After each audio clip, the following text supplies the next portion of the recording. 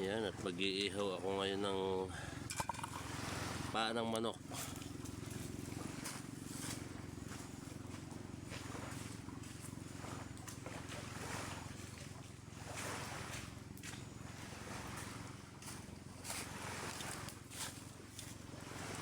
Bali, ito'y kahapon hinalbos ko, tapos minarinade ko siya. Wala akong makainuman. Kaya ang ginawa ko, nilagyan ko siya ng mga sangkap para magkalasa. Sakto naman, wala kaming trabaho. Kaya iihaw ko na ngayon dito sa dagat. Siya kung gagawing pinaka almusal at tanghalian. Hindi na ako bumiling alak kasi mahirap mag-inom mag-isa. Masarap mag-inom yung meron kang kausap.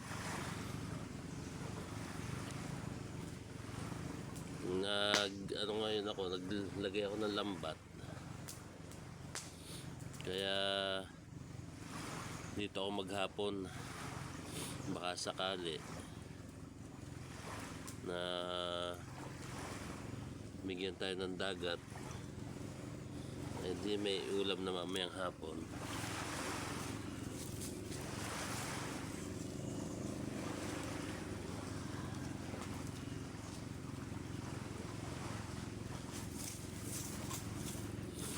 Dinaran ko muna sa apoy kasi wala pang baga, pero maluluto rin yun sa init ng ng apoy.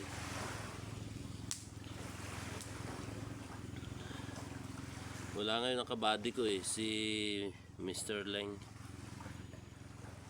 Nagbabantay pa sa kanyang sa kanyang biyanan. Nasa ospital kasi yung biyanan niya, kaya sa kanya napatoka ang pagbabantay. Kaya pero lalabas na naman ngayon. May naayos lang sila mga papeles para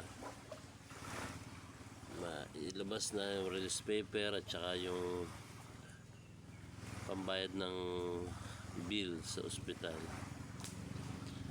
Di enjoy muna ako mag-isa.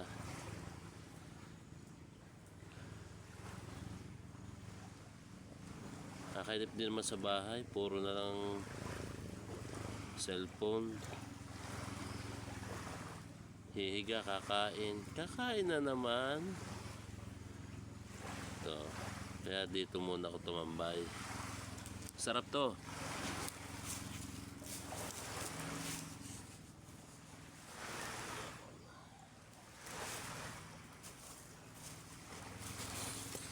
Tapos gagawa pa ulit ako ng isa, kinulang.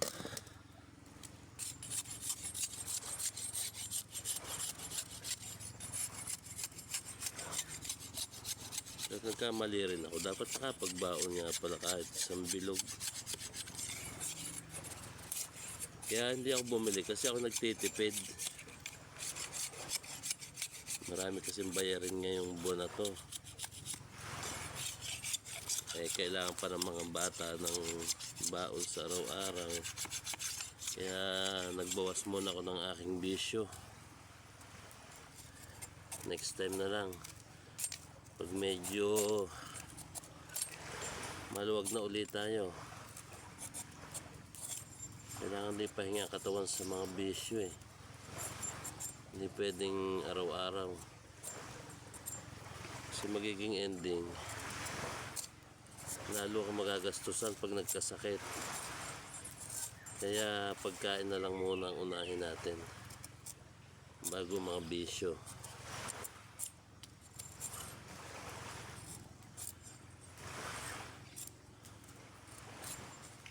Kaya magandang bisyo dito muna sa dagat habang nag-aantay tayo kung makakahuli ang lambat natin. Hindi masaya ako pag uwi ko kasi mayroon akong bitbit at iihaw ko kung sakaling meron. May pang-ihaw kami ng aking mga anak sa bahay. Pang food trip nila. Ayan.